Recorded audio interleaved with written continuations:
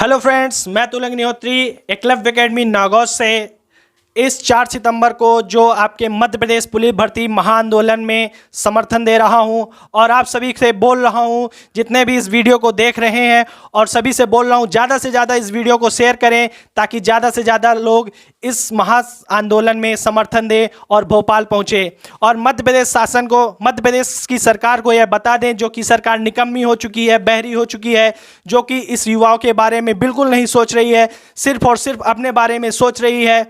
Corona बता रही है, बजट बता रही है, हर एक चीज़ बता रही है, लेकिन ये सरकार ये नहीं बता रही है कि युवा बेरोजगार है। उसको इस बात की एक भी चिंता नहीं है कि युवाओं को रोजगार देना है कि नहीं। 2017 से एक भी वैकेंसी नहीं आई।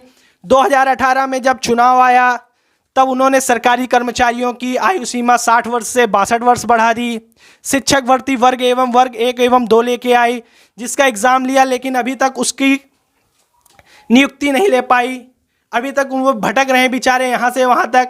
तो मैं सभी से बोलूँगा, चाहे वो पुलिस भर्ती वाले हों, शिक्षक भर्ती वाले हों, पटवारी भर्ती वाले हों, सभी एक साथ मिलकर 4 सितंबर को महाआंदोलन में शामिल हों और सरकार के खिलाफ हल्ला बोल दें, ताकि सरकार को भी पता चले कि युवाओं में कितना जोश है। अभी अगर युवा एकजुट हो जाएंगे तो सरकार को रोजगार देना ही बिना पड़ेगा, नहीं तो सरकार इस्तीफा दे दे कि हमसे नहीं हो पा रहा है, हमसे ना हो पाई, हम ना कर पाई। तो सरकार को अगर नहीं हो पा रहा तो सरकार बोल दे कि हम ना करेंगे। सभी युवा यहाँ वहाँ घूम रहे हैं, सरकार बोल रही है, माननीय मोदी जी बोल रहे हैं कि खिलौने बनाएं, पकौड़े बेचें। अगर सभी मोर पाले, अगर सभी युवा पकौड़े बेचेंगे तो पकौड़े खाएगा कौन? सभी युवा खिलौने बनाएंगे तो खिलौने खरीदेगा कौन?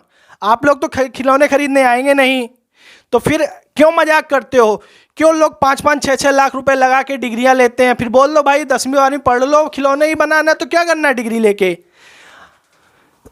तो मैं आप सभी से बोलता हूं कि इस महाआंदोलन में शामिल हों। 4 सितंबर को भोपाल चलें, इस महाआंदोलन में शामिल हों और देश के अपने रोजगार के लिए, हक के लिए लड़ें। अगर आपको वहाँ 2-4 डंडे खाने ही पड़े, तो अगर आप 2020 में डंडे खाएंगे तो आपको 2021 में रोटी मिलेगी, नहीं तो आपको 2021 में रोटी नहीं मिलेगी। नौकरी के लिए अगर आपको सरकार से लड़ना है तो इस बार आपको लड़ना पड़ेगा, क्योंकि ये सरकार आपको नौकरी देने वाली नहीं है। जब 2018 में मध्य प्रदेश में कांग्रेस सरकार आई तो भाजपा सरकार ने बोला कांग्रेस सरकार कुछ नहीं कर रही है। फिर जब 2020 में फिर भाजपा सरकार आई तो भाजपा सरकार ने क्या किया? कुछ नहीं किया। मार्च में कोरोना कर रहा था, लेकिन भाजपा सरकार को क्या करना था? शपथ ग्रहण लेना था, अपने मंत्रिमंडल का मंत्रिमंडल बनाना था, लेकिन वैकेंसी नहीं निकालनी थी। वैकेंसी इसलिए नहीं निकालनी थी कि कोरोना चल रहा था। तो मंत्रिमंडल के शपथ ग्रहण कराने के लिए कोरोना नहीं चल रहा था, लेकिन बाकी सब कार्य करने के लिए क्या कोरोना चल रहा था? तो मैं आप सभी से गुजारिश करता हूं कि आप 4 सितंबर को इस महाआंदोलन में शामिल हो और मैं आगे का कार्यभार अपने 2 साथियों के लिए को आमंत्रित करता हूं, जयप्रकाश वर्मा और कान्हा जी को आगे का वो कार्यभार संभालें। चलिए, तो सभी साथियों को नमस्कार, जय हिंद।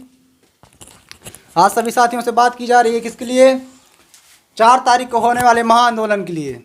4 तारीख में जो महाआंदोलन होने जा रहा है उसके लिए युवाओं के अंदर इतना आक्रोश भर जाना चाहिए। इतना आक्रोश पहले से भरा हुआ है, लेकिन और अधिक इतना आक्रोश भर जाना चाहिए कि ये सरकार भी देख के डर जाए कि इस बार जो आंदोलन हो रहा है उसके बाद ना तो ऐसे आंदोलन करने की ज़रूरत पड़नी चाहिए और ना ही बार बार रोजगार के लिए बेरोजगार युवाओं को इनके सरकारों के कदमों पर गिरने की जरूरत पड़नी चाहिए।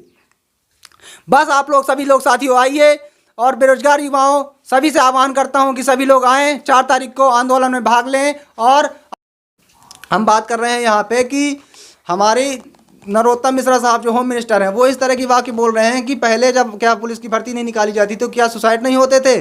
ऐसी बातें हो रही हैं। अगर ऐसी सरकार अगर ऐसी सोच रखेगी कि पहले भी सुसाइड होते थे तो फिर कैसे चलेगी सरकार? कैसे चलेगा रोजगार और कैसे मिलेगा रोजगार और कैसे बेरोजगार जी पाएगा? इस तरह में क्या करें अब बेरोजगार? बात कर रहे हैं यहाँ पे एमपी पुलिस भर्ती के बारे में। 2017 से एमपी पुलिस की भर्ती नहीं आई है। 2 बार 3 बार 4 बार सरकार के द्वारा आश्वासन दिया जा चुका है कि आपकी भर्ती निकाली जाएगी, आपकी भर्ती निकाली जाएगी, लेकिन सिर्फ आश्वासन दिया जाता है। भर्ती का ना तो नोटिफिकेशन जारी होता है, ना तो इसके आगे की बात बढ़ाई जाती है। चाहे वो सरकार कांग्रेस की हो, चाहे वो सरकार बीजेपी की हो, हम किसी भी सरकार का ना तो पक्ष में है ना तो विपक्ष में है। हम सिर्फ बेरोजगार हैं, हम अपनी मांग रख रहे हैं, हम अपना रोजगार मांग रहे हैं। आपके पास रोजगार मांगने जाओ तो आपके पास मिलने का समय नहीं है। अगर आप रोजगार दे नहीं सकते हैं तो आप कुर्सी छोड़ दीजिए। क्या भैया बात है, कि कुर्सी जब छोड़ दीजिए। आप अपने प्रदेश को संभाल नहीं पा रहे हैं, आप अपने प्रदेश को चलाने में सक्षम नहीं है, तो आप अपना त्याग पत्र दे दीजिए कि मेरे से नहीं संभाला जा रहा है, जिससे संभाला जा रहा है वो आके सरकार संभाले। जब आप रोजगार उपलब्ध नहीं करवा पा रहे हैं बेरोजगारों को, तो किस लिए सरकार है? आप सिर्फ वही एक ही मुद्दे पर बात करते हैं, कोरोना कोरोना कोरोना। कोरोना बहुत हो चुका, अब कोरोना लॉकडाउन हट रहे हैं, सभी जगह अनलॉक चालू हुआ गया है, सारे लॉकडाउन हट चुके हैं लगभग में। अब पूरा हो गया। कल हाँ, गृह मंत्री जी का बयान आया कि गृह मंत्री जी ने बयान दे दिया है कि गवर्नमेंट अगर कहीं लगाती है लॉकडाउन तो माना जाएगा, नहीं तो बाकी सब लॉकडाउन वो है, अगर कोई लगाता तो उसके ऊपर तुरंत कार्रवाई की जाएगी। हाँ, तो अब लॉकडाउन का आप मुद्दा ना बनाएं। अब ना तो लॉकडाउन को बहाना चलेगा, ना तो ये बहाना चलेगा कि हमारे पास बजट नहीं है, क्योंकि सरकार का बजट तो देख चुके हैं हम लोग। जब हमारे सीएम साहब के पास 65 करोड़ रुपए का विमान खरीदने के लिए पैसा है, तो वो ये नहीं कह सकता कि भर्ती निकालने के लिए हमारे पास पैसा नहीं है। भैया 65 करोड़ रुपए का विमान खरीद रहे हो तुम, और तुम्हारे पास हमारे लिए भर्ती दिलाने के लिए पैसा नहीं है। क्या यार झूठ बोलते रहते हो। वित्त मंत्रालय में फाइल फंसी है तुम्हारी, नरोत्तम मिश्रा साहब की फाइल फंस जाती है वित्त मंत्रालय में। जो सेकंड पर्सन है एमपी में सबसे ज़्यादा पावरफुल, उस व्यक्ति की फाइल फंस जा रही है वित्त मंत्रालय में। वो आके सामने बेरोजगारों से ये कह रहा है कि भैया फाइल फंसी हुई है, मैं क्या करूँ। अगर तुम ये कहोगे कि मैं क्या करूँ, तो फिर बेरोजगार किसके पास जाएगा? तुम ही कह रहे हो कि मेरी भैया फाइल फंस चुकी है, मैं क्या करूँ, तो हम लोग क्या करें? फिर तुम बताओ कहाँ जाएं अपनी फरियाद लेके, या फिर अपनी बेरोजगारी का रोना लेके कि हमको तो रोजगार नहीं दे रही, कहीं किसी और राज्य में जाएं। जब हमने तुमको चुन के बैठाया है तो तुम ही हमारी बातों को सुनो।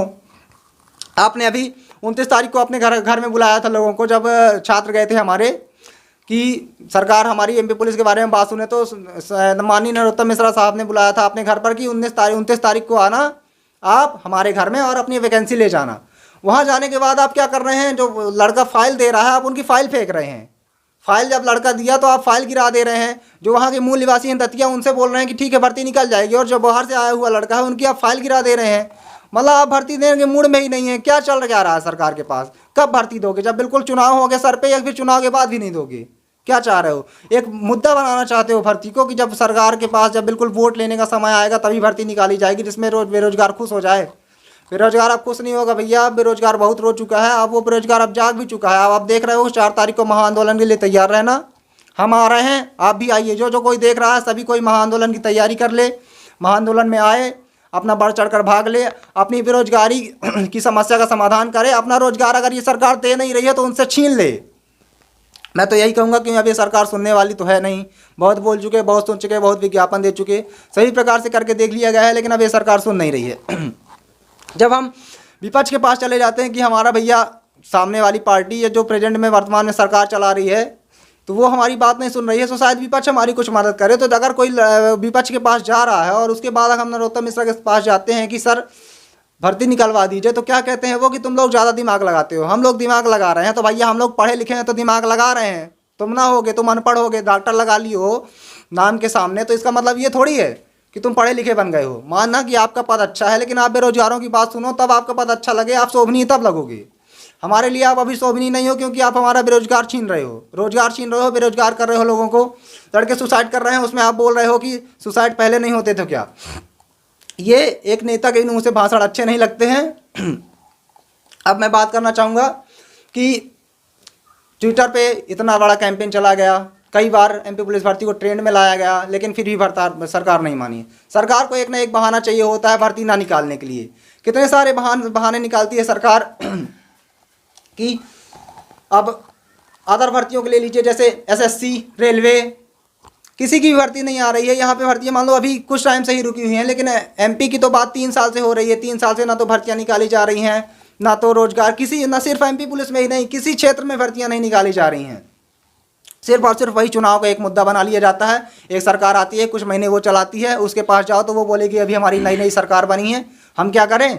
फिर आप आ गए हो, अब आप बोलोगे हमारी नई सरकार बनी है, हम क्या करें, हमको तो चुनाव लड़ना है, चुनाव में जीतना है, सरकार बनानी है, तो तुम लोग सरकार ही बनाते रह जाओ। प्रोसीजर कर लेना, 1 साल पेपर लें, फिर 2 साल एग्जाम वाले। अब यहाँ पे बात चल रही है कि जब किसी तरह से कभी ना कभी सरकार मान लीजिए धोखे से पेपर करा भी लेती है, किसी भी भर्ती का, मैं यहाँ पे बात कर रहा हूँ रेलवे, एसएससी, किसी भी प्रकार की भर्ती का, एक बार आपने पेपर करा लिया, पहली बात तो पेपर के लिए लड़का रोए कि आप हमारा एग्जाम लो, भर्ती निकालो। उसके बाद आप रिजल्ट देने में कम से कम 1 साल का समय लगाते हो, कम से कम 1 साल का समय आप रिजल्ट देने में लगा देते हो।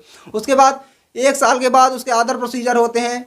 ज्वाइनिंग का नंबर तो आ ही नहीं रहा है, अभी 3 साल लग जाते हैं कम से कम ज्वाइनिंग आने में। तो आप एक काम करो कि आप जो ये चुनाव लड़वा रहे हो इसमें भी 3 साल का प्रोसीजर बनाओ, तुरंत रिजल्ट नहीं आना चाहिए। पहले आप 1 साल तक बढ़िया घूम भाग लो, अपना चुनाव रैली प्रचार कर लो, फिर उसके 1 साल बाद आप अपना चुनाव करवाओ, 1 साल गिनती गिनवाने में लगवा दो वोट का बढ़िया, उसके बाद तीसरे साल रिजल्ट आए फिर आप अपनी सरकार चलाओ, उसमें भी वेटिंग लिस्ट लगा दो, उसमें भी आप अपनी वेटिंग लिस्ट लगा। कोई नेता जो ये दल बदल कानून जो आप लोगों ने, हम सरकार से आह्वान करना चाहेंगे कि केंद्र सरकार हमारी बात को सुने।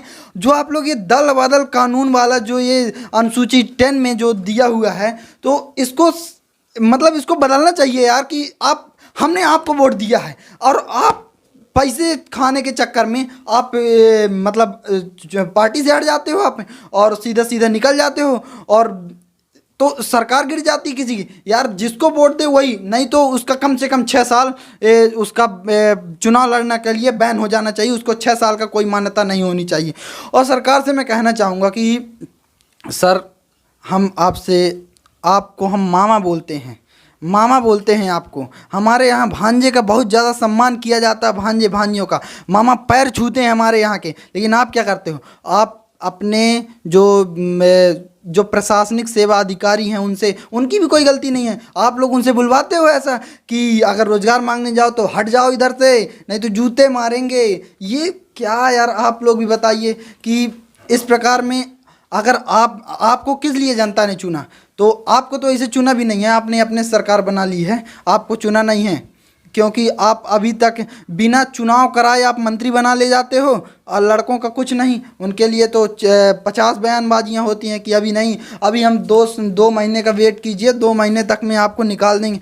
यार आपके बच्चों को ज़रूरत नहीं है कांस्टेबल में जाने की, एसआई में जाने की, जो ये नौकरी के लिए। आप तो सीधा क्या, आप बड़े नेता हो, आपके पास पैसा है, तो आप सीधा जब आपके बच्चे उतरेंगे तो सीधा आप उनको म्यूनसिपैलिटी का चुनाव लड़ाएंगे, या कि फिर सीधा आपको विधायक का टिकट उनको सीधा मिल जाता है। अभी सिंधिया जी के बेटे हैं तो सिंधिया जी के बेटे को अभी सीधे देखिए अगले बार चुनाव में वो विधायक जी का चुनाव लड़ने के लिए अभी से आ गए हैं। तो आप लोग के पास है, और हमारे पास इतनी वो नहीं है क्षमता कि हम इतना सारा पैसा खर्च कर सकें, तो हम लोग तो इसी में खुश रहेंगे। तो कम से कम इतना तो कर दीजिए हमारे लिए कि हम कम से कम जो मांग रहे हैं उतना दे दीजिए। आप 15,000 पहले से भी आप लोगों ने, जो आप लोग अपना रेशियो देखेंगे, चाहे आप सेंट्रल लेवल पे, मैं मध्य प्रदेश पुलिस भर्ती की तो बात कर ही रहा हूँ, साथ में माननीय प्रधानमंत्री जी आपसे भी आह्वान कर रहा हूँ कि जो आप लोग ने देखा है कि आपने पहले बैंक में, एसएससी में और किसी में भी हो, पहले कितनी भर्तियां आती थी, अब आपने धीरे धीरे उसको प्रोसीजर को कम कर दिया। आपने 7-8 हज़ार, उतने ही बच्चा खुश है, लेकिन कम से कम यार उसका एग्ज़ाम तो करवा लो टाइम पे, कम से कम उसको रिजल्ट तो दे दो आप टाइम पे। तो आप ये भी नहीं कर पाएंगे क्योंकि आपको दूसरे काम करने हैं, आपको सरकारें देखनी है कि मेरे को मेरा प्रभुत्व होना चाहिए, साम्राज्य, बिल्कुल साम्राज्यवादी नीति आपने बना ली है कि हर स्टेट में मेरी सरकार होनी चाहिए। आप हर प्रदेश में आपकी सरकार होनी चाहिए, और देश में तो आपकी चल ही रही है। तो कम से कम आपको अगर लोग पसंद करते हैं तो कम से कम आप युवाओं का भी तो देखिए, एसएससी के एग्ज़ाम को डिक्लेयर कीजिए, बैंक के सही निकालिए। हाँ, एक सीईटी का मुद्दा आप जो लेके आ गए हैं, मैं मानता हूँ बहुत ही अच्छा सीईटी है, मेरे को भी बहुत अच्छा सिस्टम लगा कि अगर कोई बच्चा एक बार क्वालिफाई कर जाता है तो उसको बार बार एग्ज़ाम देने की ज़रूरत नहीं। ये आप अच्छा प्रोसीजर लेके आए, लेकिन यार एक बात बताइए आप कि इसको अगर आप टाइम पर लेके आ जाते, इसके आपका ये प्रोसीजर अच्छा, लेकिन इसका जब आप पूरा प्रश्न में आप कहते हैं घोषणा अभी कर देंगे, काम 2 साल बाद करेंगे, तो आप 2 साल तक हम क्या बैठे रहेंगे यार।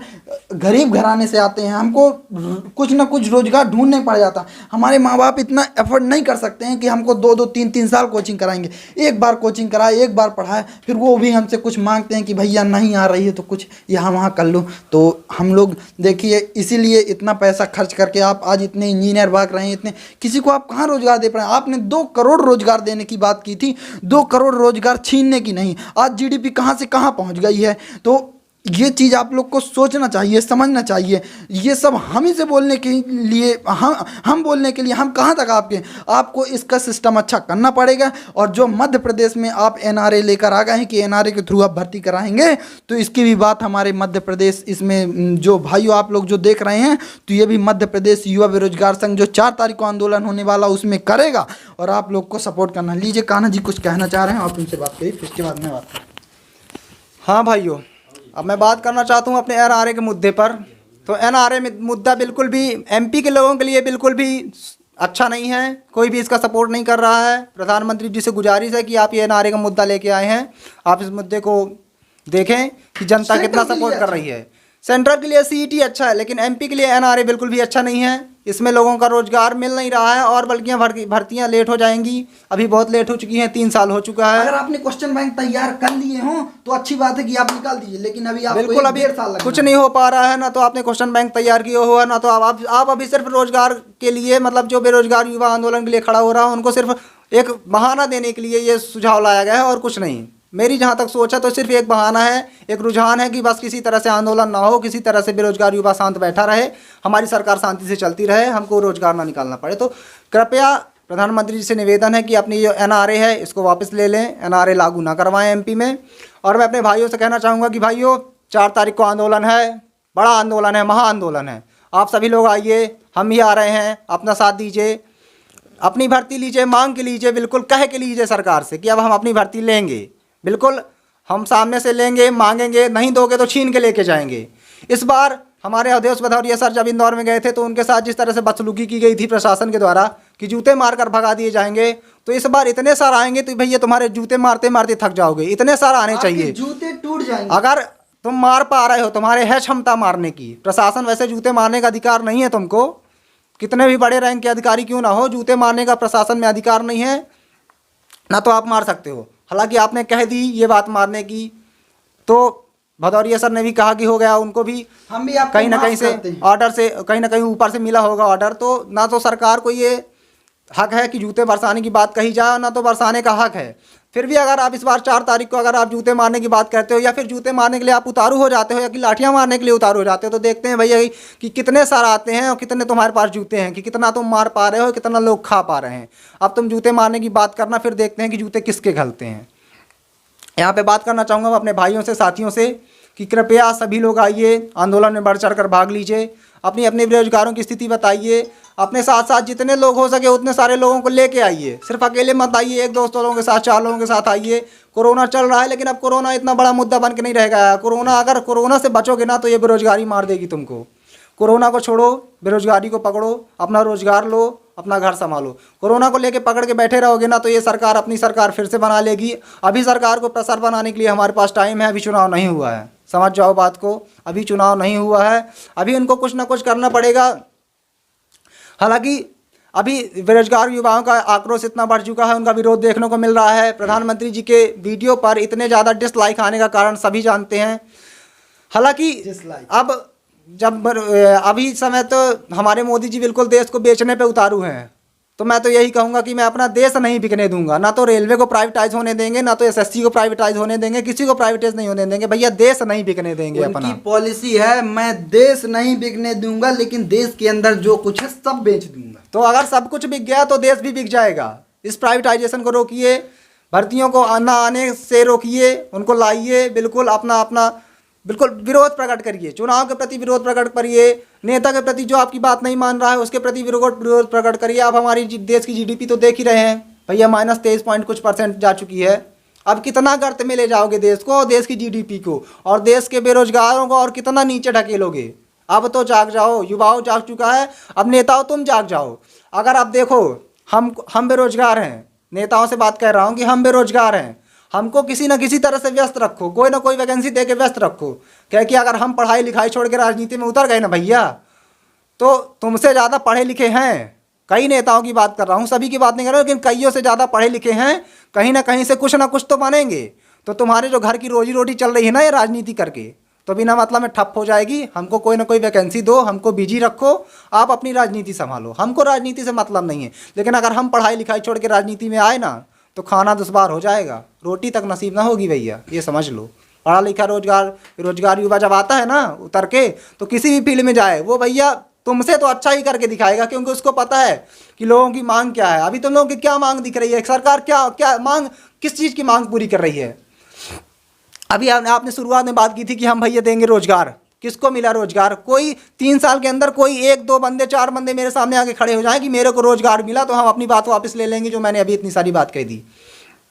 किसी को तुम रोजगार नहीं दे रहे हो, किसी की मदद नहीं करवा पा रहे हो। कितने सारे अभी ऐसे जगह हैं जहाँ पे मतलब इतना भ्रष्टाचार हो रहा है, सरकार में इतना भ्रष्टाचार हो रहा है। हमारे नरोत्तम मिश्रा साहब इसमें भी ये बोल रहे हैं कि अब सुसाइड कर रहे हैं लोग तो क्या करें। भ्रष्टाचार के साथ साथ अब लोग मृत्यु को प्राप्त हो रहे हैं। लड़के बेरोजगार हैं, बेरोजगारी नहीं संभाली जा रही है, घर की स्थिति नहीं संभाली जा रही है। किसी तरह से जो अपने मन से हार चुके हैं वो अपने आप को बिल्कुल त्याग दे रहे हैं, अपने जीवन का त्याग कर रहे हैं। उस पर भी नरोत्तम मिश्रा साहब क्या बोल रहे हैं कि पहले भी तो मृत्यु होती थी, पहले भी तो बेरोजगार युवा सुसाइड करता था। अरे एक नेता हो के तुम ये बोल रहे हो कि युवा सुसाइड करता था, तो हम अपनी बातें फिर किसके पास लेके जाएंगे? सरकार आप समझे, अब बेरोजगार युवा को जगाने की ज़रूरत नहीं है। बेरोजगार युवा जाग चुका है, अब सरकार को जागने की ज़रूरत है। अगर सरकार जाग गई तो सरकार बच गई, सरकार नहीं जागी तो सरकार गई। मामा जी आप भी सुन लो, नरोत्तम मिश्रा आप भी सुन लो, सभी कोई सुन लो। मोदी जी आप भी सुन लीजिए। मोदी जी के लिए तो इस समय बढ़िया बढ़िया बातें चलाई जा रही हैं। अब यहाँ पे उतना सब कुछ बोलना सही नहीं होगा, लेकिन उनको भी पता है, उनको भी CID जो है वो खबर दे देती होगी कि सरकार के युवाओं में अब आक्रोश फैल चुका है। अब आपको हर एक चीज़ में, सिर्फ MP पुलिस नहीं, MP पुलिस, पटवारी, सेंट्रल लेवल की रेलवे, SSC सभी की भर्तियाँ रुकी हुई हैं। सभी भर्तियाँ कराओ, या तो फिर अपनी राजनीति से आप अपने आप को ख़त्म ही समझो। इस टाइम पे बहुत ही अच्छा मीम चल रहा है, मेरे हिसाब से सही भी चल रहा है। मेरे हिसाब से क्या चल रहा है कि अगली बार जो देश का प्रधानमंत्री होना चाहिए ना, वो शादीशुदा होना चाहिए यार।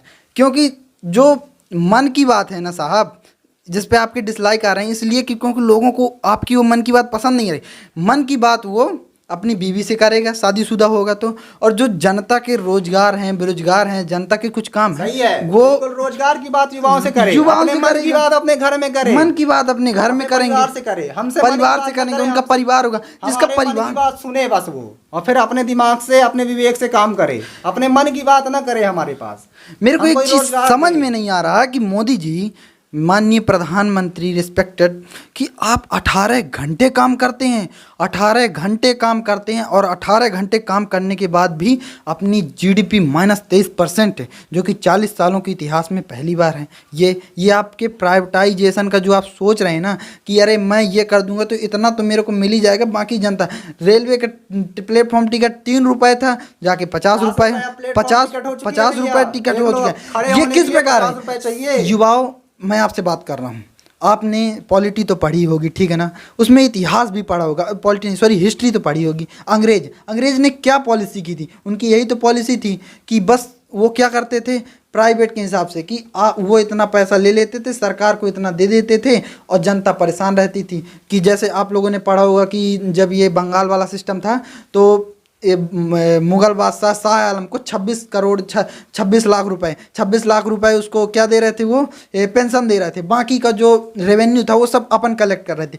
तो आप बिल्कुल वही वाला कार्य कर रहे हैं कि आप प्राइवेट चीज़ों को कर रहे हैं। तो प्राइवेट में जो आप गवर्नमेंट में बच्चा जो अगर मान लो 20,000 की नौकरी पा रहा है, तो आपके जो प्राइवेटाइजेशन से जो सिस्टम आएगा तो उसमें इतना युवा बेरोजगार है। तो आप बोल रहे थे 10,000 रुपये में नौकरी कर लो यार, उसने 5 लाख रुपए अपनी डिग्री पे 6 लाख रुपए खर्च किए हैं, उसने इतना पढ़ा, फिर उसके बाद आप 10,000 का उसको रोजगार मिलेगा, क्या है? इससे युवा आक्रोश में होगा। माननीय प्रधानमंत्री जी आपसे हाथ जोड़कर विनम्र निवेदन कि अगर मैं आपको कुछ गलत बोल रहा हूँ तो आप उसके लिए मुझे क्षमा करें। जैसे आप मन की बात में बोल देते हैं कि जो हमारी बात तो आपको सही लगेगी ही, लेकिन आप मानेंगे नहीं, ये तो हमें भी पता है, लेकिन आपको मानना पड़ेगा क्योंकि हमारे पास एक ताकत है, बाकी तो और कुछ ताकत नहीं है। कहेंगी वोट की ताकत है, लेकिन जो आप, मैं मानता हूँ, लेकिन आपको इस बार का, आपके पास तो पूरा डेटा है, आपके पास इतने अर्थशास्त्री बैठे हुए हैं, इतने सब कुछ, तो आप उनसे पता कर लीजिए कि पॉपुलेशन में जनता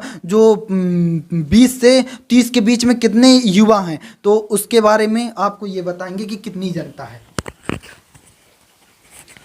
थोड़ा पानी पी लो।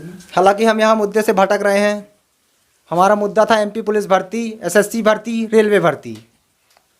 PM हमारे हैं जैसे भी हैं अभी प्रेजेंट में चल रहे हैं, महामहिम हैं, हमारी बात चल रही है जैसी भी चल रही है, हमारे पीएम चल रहे हैं, अच्छे हैं। बस हमारे लिए अब रोजगार की बात करें, मन की बात बहुत कर ली, अब मन की बात नहीं, अब हमारे मन की बात आप सुनिए और अपने विवेक से हमारे लिए रोजगार उपलब्ध कराइए।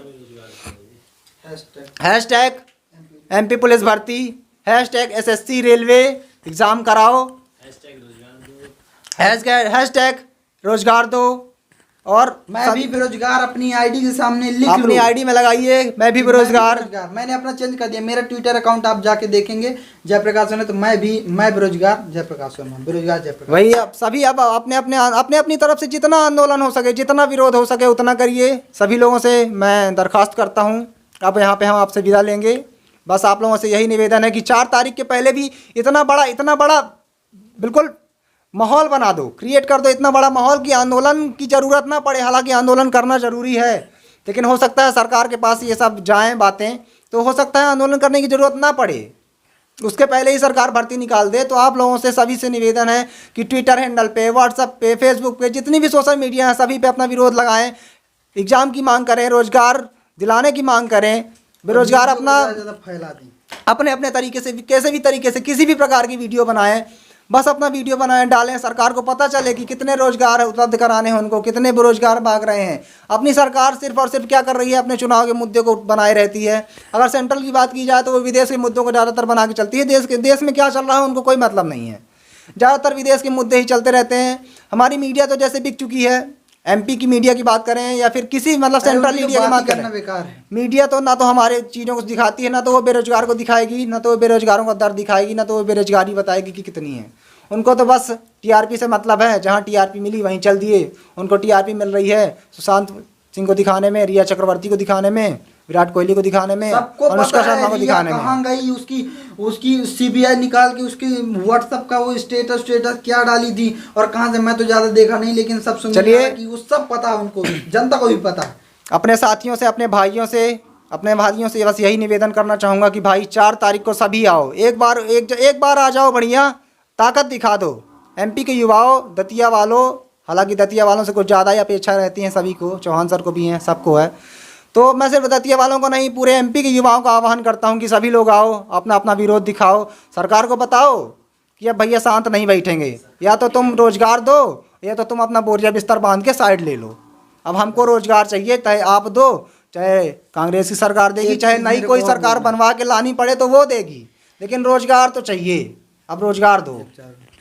और मैं देखिए RSS से बात करना चाहूँगा और ABVP से। आप छात्र नीति करते हैं तो अभी तक मैंने देखा किसी भी ABVP वाले, किसी भी बड़े नेता का कोई बयान, मान लीजिए आपको फंडिंग होती है, लेकिन यार आप सोचिए कि आप छात्र नीति करते हैं, अगर आप ऐसा नहीं करेंगे, ABVP हमारा आप साथ नहीं देंगे, तो बताइए युवा और जो छात्र हैं वो आपसे कैसे जुड़ पाएंगे।